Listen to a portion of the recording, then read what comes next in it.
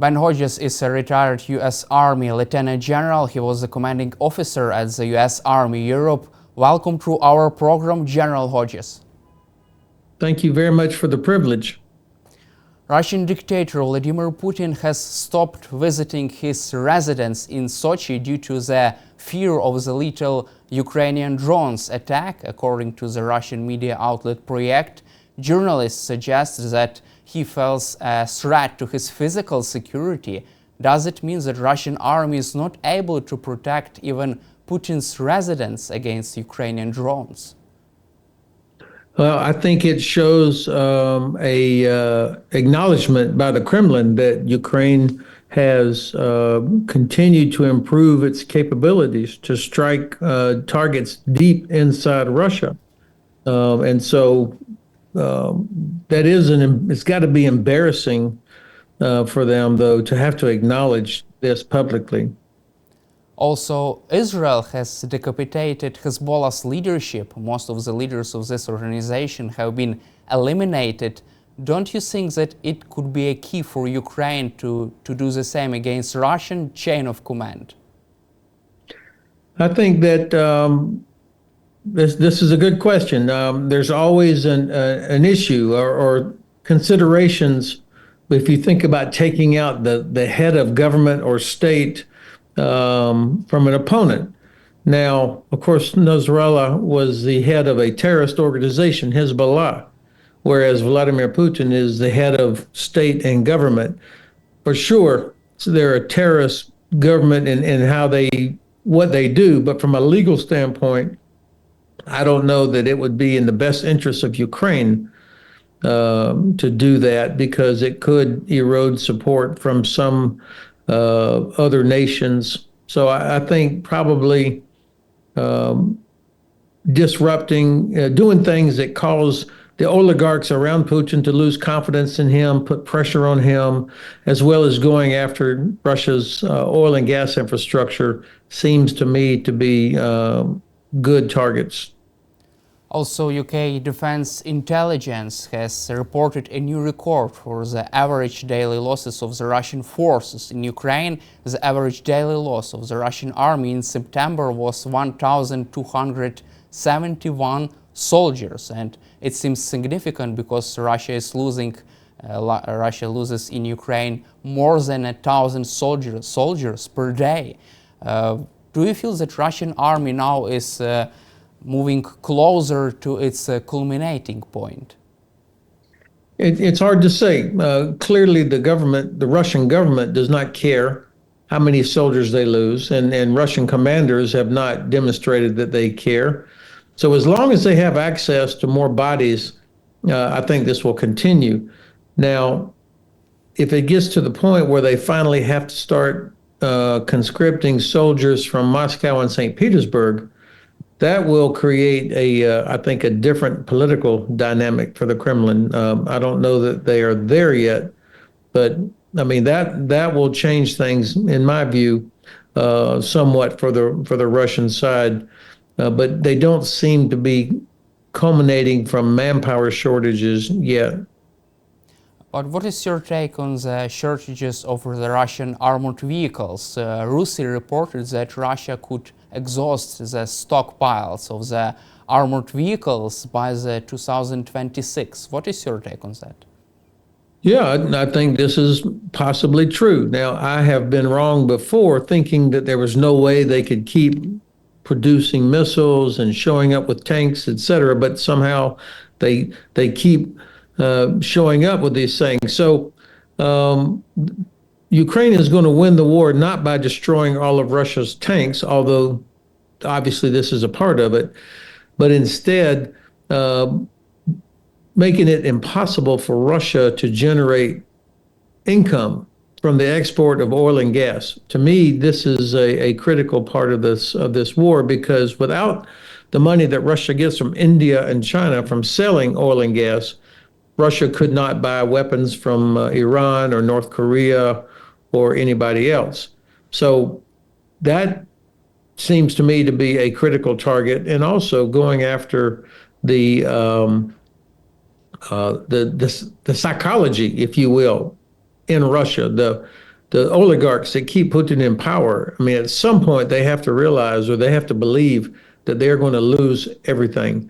And so that pressure mounts against Vladimir Putin. Putin will keep going until he believes Russia cannot win. So how do you cause him to realize that he cannot win? This is what, in my view, would drive the targeting. Now, a big part of that is Crimea. The sooner that Kerch Bridge goes down, the sooner that Crimea it's made completely untenable for Russian Air Force and Navy and logistics, the better. That will be a real strong indicator to the Kremlin that they cannot win. Do you feel that the Ukrainian army would be capable of launching another counteroffensive next year due to the latest difficulties on the ground? I imagine that the General Staff is using this year to build up capabilities. But again, it's not just about how many brigades you have. It's also about the long-range weapons. It's about getting air support. It's all the other things required for a modern counteroffensive to work. Now, Ukraine demonstrated that in the Kursk region. So you obviously you have the ability to do that. If there's going to be another counteroffensive in the coming year, what would be the objective? What would be the target? And I think I would trust the General Staff and your president to know where should that take place if that's going to take place. Russian counteroffensive in the Kursk region has failed, according to the German newspaper Bild. Russia tried to liberate the whole region, but it failed to do so. Also, Vladimir Putin earlier ordered his troops to liberate Kursk until the 1st of October. However, the new deadline has been set. From your perspective, how do you see the current situation there and possible options for both sides? Well, I think that the General Staff, first of all, this was a brilliant move to launch this strike in the Kursk direction. It creates real problems for the Russians. They can't ignore it. They don't want to. They don't want to do what's necessary to eliminate it. I think the Ukrainian units there, they've done a good job of strengthening their hold, and I think they'll stay as long as it generates problems for the Russian side, politically as well as operationally. I don't know what comes next. I think that the General Staff, I would trust the General Staff to know, okay, it's time to withdraw, or is it to the benefit to continue to hold this bridgehead, maybe expand it in a different direction. It gives Ukraine some options. Ukraine is facing the darkest moment in the war, according to the Financial Times. Some critics suggest that Ukraine even is losing the war as Russia continue to gain more ground on the east of Ukraine. Do you think that Ukraine is losing the war, as some critics think? You know, the Financial Times and The Economist both tend to have a very doom attitude, almost like, oh my God, you know, Russia is winning. There's no way that Ukraine can win. But yet, after 10 and a half years, with Russia having every advantage, Ukraine still controls 88 or over 80% of its territory. Yes, Russia has made some advances, but they are minimal. I mean, Avdiivka fell back in February. Here we are in October, and Russian forces, at the cost of tens of thousands of soldiers, have only made it to the outskirts of Pokrovsk, and they finally took Vuhledar. But if you look on the map, you know, if this is Ukraine, all of their progress is happening in the far east of Ukraine. So I think the notion that somehow Ukraine is losing this war is fake news. It's just not an accurate assessment of what's going on. And by the way, this is while the United States and Germany and other countries have failed to deliver real capabilities that could help Ukraine actually win the war. So imagine what would be happening if we had provided all the things that were needed to win last year or the year before. We wouldn't even be having this conversation right now. So somehow the idea that Ukraine is losing is a really, I think, a negative, inaccurate read of the actual situation. Also, Financial Times reported that President Zelensky was facing pressure to conduct negotiations with Russia. There are some ideas to give Ukraine a NATO membership in exchange of a ceasefire with Russia. Do you feel that this idea could could give Ukraine long-lasting peace? Ukraine will only have long-lasting peace when the Russian Empire has been crushed, because I have zero confidence that the Kremlin would ever live up to any agreement with Ukraine. They would wait for us to lose interest, and then they would resume, especially if they still retain control of Crimea. So I look, President Zelensky knows what's best for Ukraine. I trust his judgment. But from a broader strategic standpoint, it's the best interest of the West that Ukraine regains all of its sovereign territory and then is welcomed into NATO. It would make NATO better immediately. The Chinese are watching to see if we have the political will to stop Russia. And if they see that we don't have that political will, then I think the Chinese will feel emboldened to do what they want to do. So this is about more than just Ukraine. And people that come up with clever little ideas for how we could get to some sort of a ceasefire, I think are missing the bigger strategic picture. If Western allies provided Ukraine with security assistance even before the beginning of the full-scale invasion, it could have prevented the invasion. The statement was made by the former NATO Secretary Jens Stoltenberg. Do you agree with that? Well, of course, we should have been doing a lot more for Ukraine before the large-scale invasion. But I have to say, Ukraine should have been doing a lot more. I mean, when I was still the commander of U.S. Army Europe from 2014 to 2017, I was in and out of Ukraine a lot. And then I was in Kyiv in early February 2022. And that place did not look like they were getting ready for a war. So I have to say, we should be careful that we don't learn the wrong lessons here, that Ukraine also failed to be properly ready, to have enough ammunition, to have units that are ready, to have all the equipment necessary. So much Ukrainian ammunition was destroyed by sabotage. So I think that while the West has failed significantly over the last few years, we cannot act like if we had just given Ukraine weapons before February 2022, this would not have happened. Also, Ukrainian army has successfully destroyed 3 Russia's command centers, and 6 North Korean officers were among 20 military personnel killed after this strike by the Ukrainian army. Do you feel that North Korean leadership could change its calculus in supporting Russia after facing such casualties? Because today we also heard a statement from the South Korean defense minister. He said that North Korea would deploy another troops to Ukraine. Yeah, I don't know. I can't speak for what North Korea is thinking about doing, but of course, they're going to pay a price if they send troops into the combat in Ukraine. They're going to get killed, and I think this would be a good time for South Korea and the United States to remind North Korea that there is a very large, capable South Korean army and American presence in South Korea, so that if North Korea takes away troops or sends all their ammunition to Russia, they leave themselves increasingly vulnerable. Do you still believe that the US would allow Ukraine to strike deep inside Russia with Western-made weapons? Because President Zelensky returned from the DC without this critical decision in such time.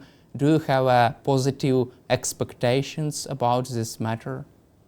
I wish this should have happened a long time ago, but Now, hopefully, at the upcoming Ramstein meeting this weekend, there will be some new decisions made. But I haven't heard indications that the U.S. administration is going to change their policy, unfortunately. So I think um,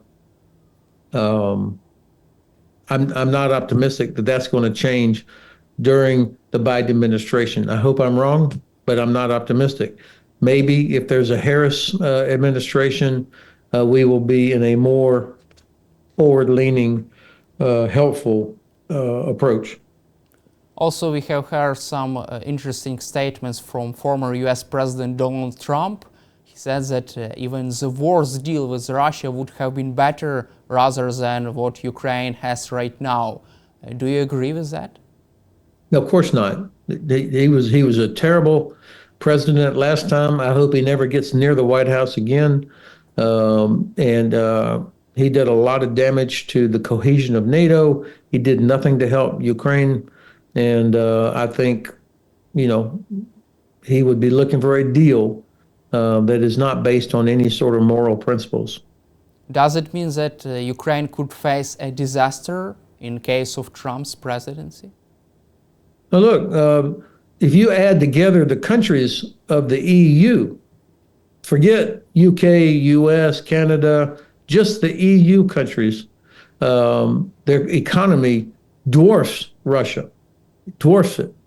And so this is about political will. This is not just the United States. Of course, the United States has to do more, but even if the U.S. fails, you know, it will be a disaster for Europe if Ukraine fails. And so this is where other European nations have got to step up, particularly Germany and France and other EU countries that will see millions of Ukrainian refugees coming in there, continued disruption of oil and gas deliveries and grain infrastructure, grain deliveries. So Europe has a stake in this. Whether or not the United States fails, Europe has a stake in this. So I would not put it all on U.S., therefore it's a Ukrainian disaster. And I have to say also, there are tens of thousands of Ukrainian military-age males that are not in Ukraine. They are in Germany, in Poland, Romania. I see a lot of Ukrainian cars, nice, big, rich cars driving around in Europe that they need to be in Ukraine. So Ukraine has to also do things to improve its situation. And my last question for you, let's cover also situation on the Middle East. How could this escalation on the Middle East and this new conflict new escalation influence the situation in Ukraine, the support for Ukraine? Well, Iran has one friend in the entire world, and that's Russia. Nobody else will do anything to help Iran. All the other countries in the Middle East despise the Khomeini regime. The Iranian people hate the regime. So I can see potential if Israel continues its destruction of Hezbollah. It seems to have Hamas somewhat under control for right now. And they could inflict serious damage on Iran's ability. Perhaps this would reduce Iran's ability to provide drones and ballistic missiles to Russia. So there's a benefit there for Ukraine. Likewise, if the West would help Ukraine defeat Russia, then Iran would be completely isolated with no friends anywhere. So I think strategically there's opportunity here as long as Israel doesn't overreach or overstep what it can and should do. But is Israel capable of fully eliminating Hezbollah and changing regime in Iran?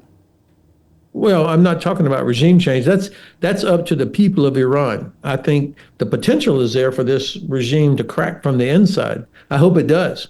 I mean, the millions and millions of Iranians have been suffering under there. But, I thought a couple of years ago when the women of Iran were in the streets and were challenging the regime, I thought maybe that was going to be it. But the regime was able to finally crush that. So I don't know what it'll finally take to have a total collapse of the regime in Tehran, but it'll have to happen from the inside. Israel does have the capability. They've demonstrated. I mean, they've already eliminated almost all of the main leadership of Hezbollah. They've taken out huge quantities of ammunition and capabilities. So I think that they have demonstrated a real capability with their intelligence penetration, and I think they also know what they need to do against Iran, and they probably have different levels or steps that they're prepared to take without going all the way. Thank you, General Hodges, for your time and for your support for Ukraine, and glory to Ukraine. Heroam Slava. Thank you.